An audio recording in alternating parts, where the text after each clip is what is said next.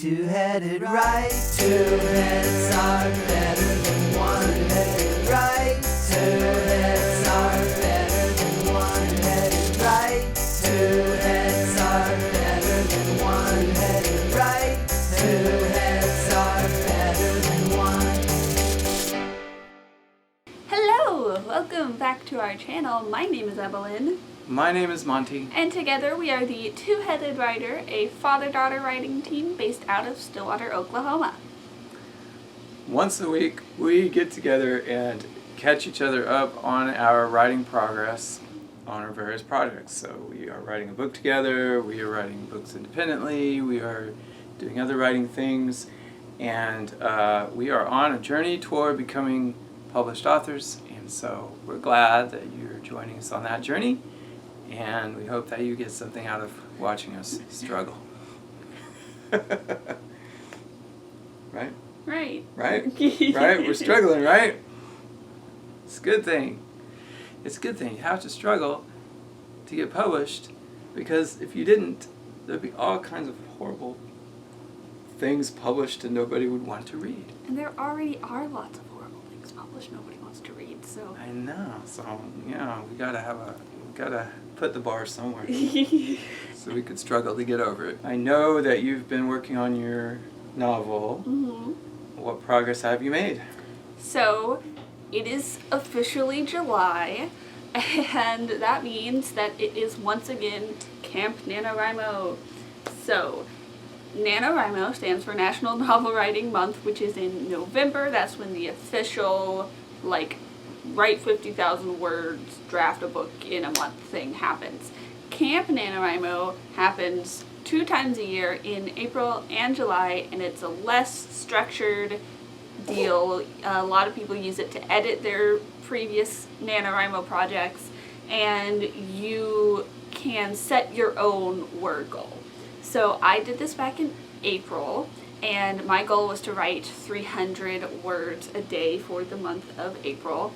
My goal this time, since I'm not also trying to do school, is to write 500 words a day in the month of July. It's only July 5th, but so far, I've done that. I've written 500 words every day. More than 500 words most days. I wrote, She tells me nothing. It's a good thing we do this. Yeah. Because I didn't know that. Congratulations. So, thank you. In between those sessions, I decided to work on getting my outline back in order and also on some research stuff. So right now my outline exists up on my wall, stuck out in sticky notes, and it's representative of everything that I had written up until the end of June. And I put everything in order in Scrivener based on that outline, and now I am working on adding new words, but also I'm planning on going in, consolidating things on that outline into chapters, which go on the biggest sticky notes that I have, and then adding in new things that I have yet to write, and those are the things I'm going to try to write this month. So previously, when you did your 300 words a week or a day, 300 words a day, Mm-hmm. NaNoWriMo, you were just sort of writing little bits that came to you out of order, whatever you felt like writing about at that moment. So, but now your 500 words a day, that's going into a larger structure that you've set up. So Yes.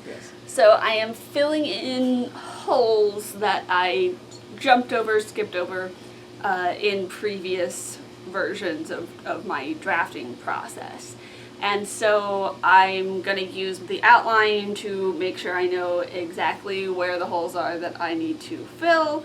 And a lot of it had to do with I hadn't done enough research on certain topics to actually write certain scenes or sequences. So I'm like, oh, I want to do this and it'll be inspired by this, but I'll figure that out later. Well, this is later. This is later. Now you have to do the real work. Yes. So my research has been everything from figuring out, do I want the first part of this book to be set in a palace or a castle? the answer that I've fallen upon is it's a castle set inside a citadel. So, and then there's I see. woods. I wanted it to have a more like fairy tale, like French sort of feeling in the kingdom that she is living in at the beginning. I've been to what would be considered a palace in France, and I've been to what would be considered a castle in France, and I liked the architecture and just the style of the castle better when I went. I was like, this seems cooler More to fun. me. More fun. I went to Versailles in winter. The gardens weren't blooming, and like the only interesting things were the ceilings. So, you know, it was okay. I wanted it to feel like there's a community here, which I think is more of a thing within a castle, because a castle is a unit that is specifically for the purpose of protecting the people who live in it, whereas a palace is more about like showing wealth and power through the fact that you can have just this sprawling building filled with beautiful things, and the political structures within a palace tend to be sort of more backstabby, and the attack that happens on this kingdom comes from the outside, it doesn't come from the inside. I was like, I need it to be more of like a fortress type deal, and also I found this specific citadel in France that I'm like using to help me with my descriptions, and it's absolutely gorgeous and I love it so much. I'll put a picture right there. I don't know how to pronounce the name because it's in French, so I'll just put You took French? I took French. I took beginner French and went to France and then immediately forgot everything that I learned. So you didn't get to Advanced Palace. Do you think that at 500 words a day at the end of June you might have a first draft? I might have a super duper rough first draft.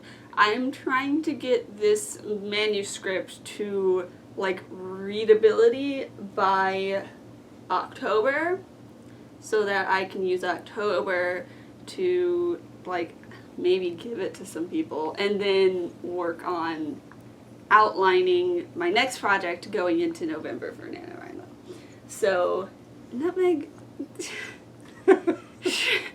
she's standing here licking my shin. Shall we put her on camera? Come here. Ah, naughty dogs get put on camera. So, yeah, other research is involved. Once again, even more reading of fairy tales.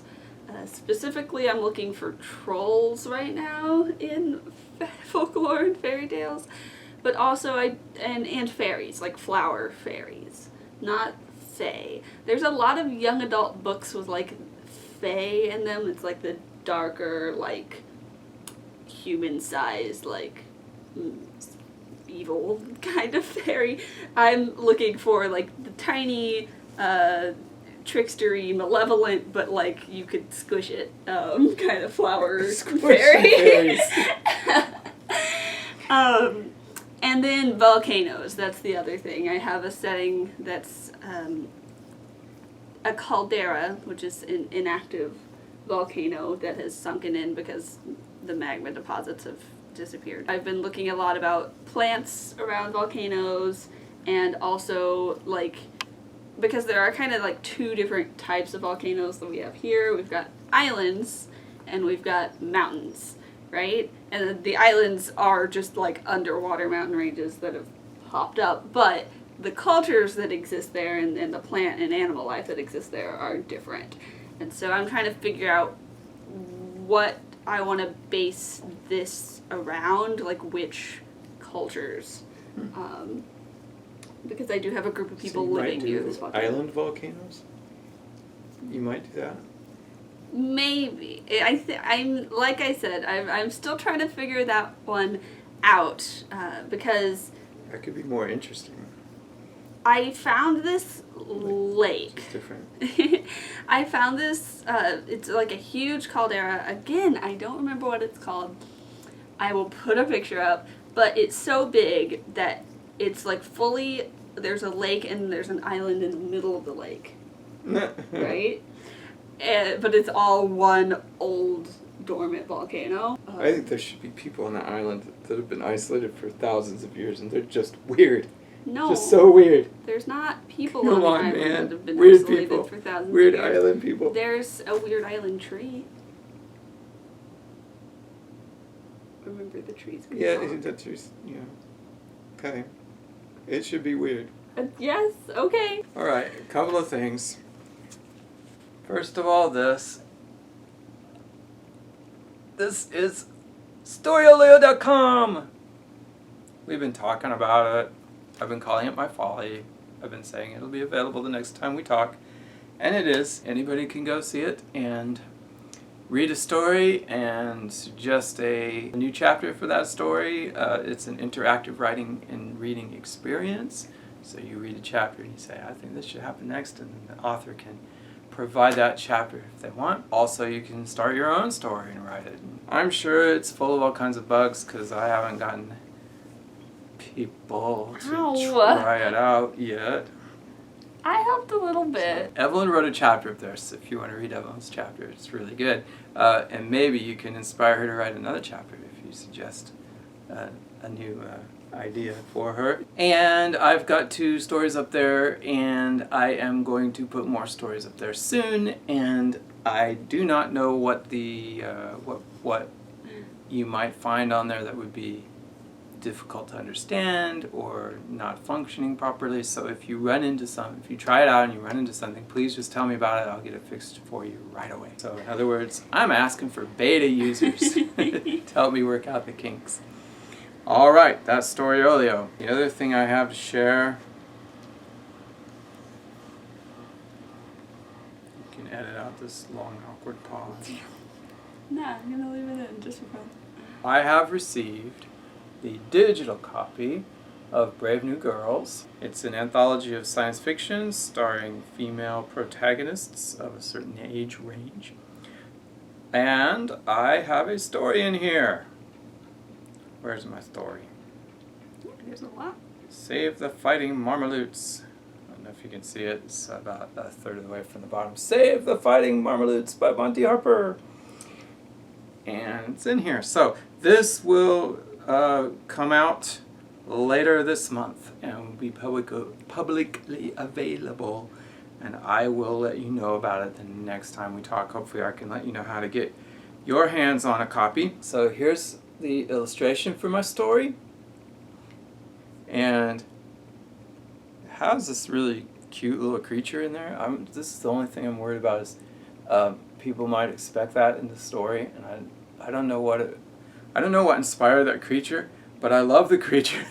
It's not in the story. Save the Fighting Marmalutes, and there's the title with my byline. And why am I showing you all this so excitedly? It's the very first time I've ever had anything published. So, short story published in an anthology. I'm excited, and I read through the story the other day, and I still like it. So, Inklings of Ethermore. All right, so last time we talked, I think Evelyn and I had read through the book, made our notes, and we made changes based on that. Meanwhile, her 2 friends from college were reading it for us, and we have heard back from both of them, and they were amazing at giving us feedback. Yes. First of all, I'm very excited that they like the story so much. Yeah. Overall, just gave us some really nice positive comments and praise, and then lots of insightful moments where they said this or that didn't make sense, or this or that was in conflict with that other thing, or it might be nice if we did this. So anyway, you know what feedback is like. These are my friends Jacob and Olivia from the University of Iowa. They're both English and creative writing majors with me, and we met in a creative writing workshop. Our friendship isn't totally centered around writing, but we all know each other because of writing.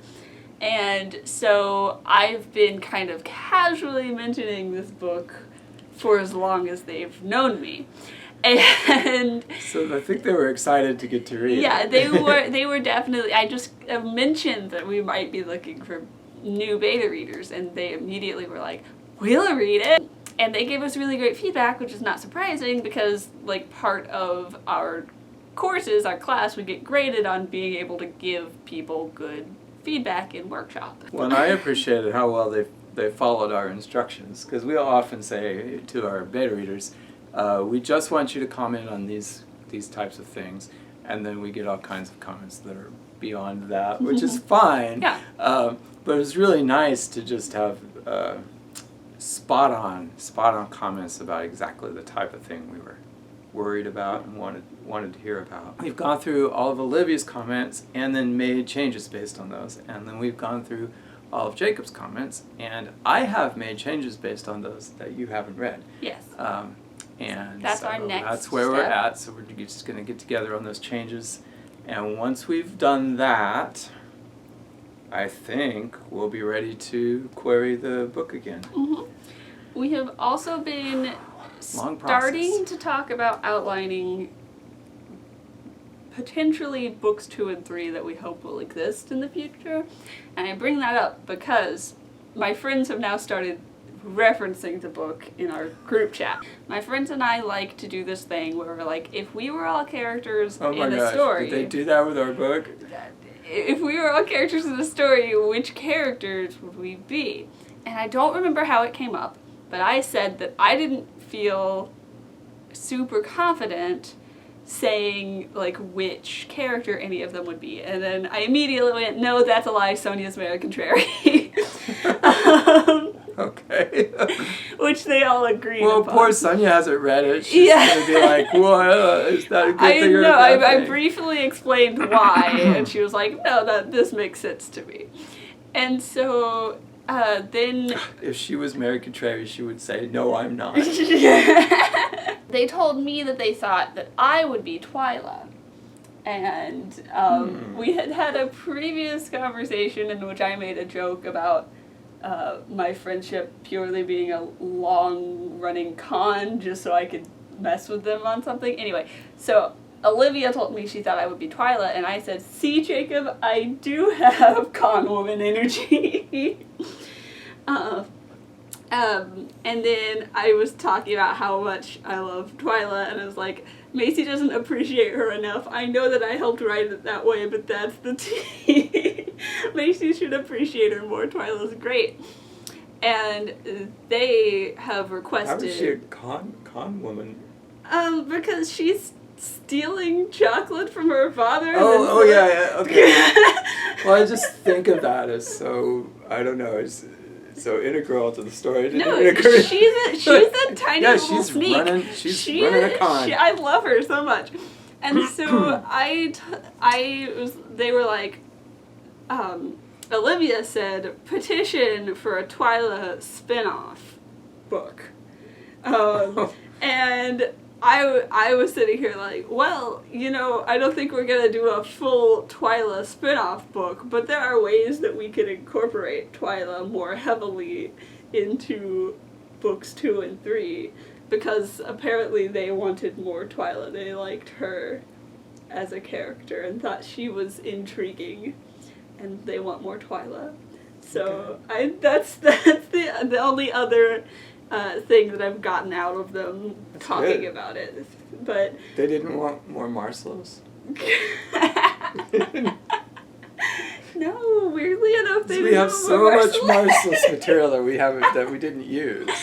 No, but like we used to have Marcelous's point of view in the book, and we had to take it out because he's a fully grown adult antagonist, and it didn't make sense to have him having a point of It view was within our story. his full arc actualized. Yeah. But it would make more sense to add a Twyla point of view. Which I was thinking, we were talking about ways... We did have a Twyla point of view at one point. Did we? Yeah. Oh my gosh, really? Yeah. When? Yeah, we did. Like a significant number of chapters? Like one chapter at least. Like, okay. This is how long we've been working on this. I'm pretty sure. That sounds Because she was familiar. She was talking with Stinkerbell, and did we try to there's like preserve some of the stuff from Marcella's point of view by switching it to Twyla's point of view, and then ended up cutting it? Maybe. Anyway, I was thinking we want to show stuff that's happening with Marcellus in book 2. I'm trying to be super vague about this. But I was thinking about it. It was like, logically, how are we going to keep tabs on Marcellus if he's in Germany and they're not? Well, the answer is give Twyla a point of view. Right. So that you can see what's happening with the bad guy. I do want to say that having made changes based on both of their comments, I think the book is better for it. Yes. And so we really appreciate their help. Jacob told me that he had a dream that he was in Ethermore. Ooh, cool. I love Ethermore dreams. One of our viewers, Mike, when he was beta reading for us, he told me that he sort of got into this Ethermore mindset where he'd look at the world and think, if this were Ethermore, how would I solve that problem? Like, the rules of Ethermore were engaging enough to have him, like, thinking about it even when he wasn't reading. Yeah, so Jacob said in the dream he was in a castle that is not a paracosm that is in the book, but he, like, knew in the dream, like, oh, I'm in Ethermore, this is just a different paracosm, which I thought was really cool because, like, that's totally plausible. Well, and that's also what initially got us super excited about the idea when we started to build Ethermore as a world. We were like, our readers are going to want to add to this world. Our readers are going, like, anybody could invent a paracosm, anybody could invent an inkling or a type of inkling to populate a paracosm with, and this could be really collaborative and really inspiring for our young readers. And I to mean, be creative. Like, Ethermore, the, like, very, very seed of the original idea came from a nightmare that I had. So, I think Ethermore dreams are totally appropriate. If you like this video and you want to keep following us on our writing journey, remember to click that subscribe button and ring that bell icon so you can be notified whenever I upload a new video.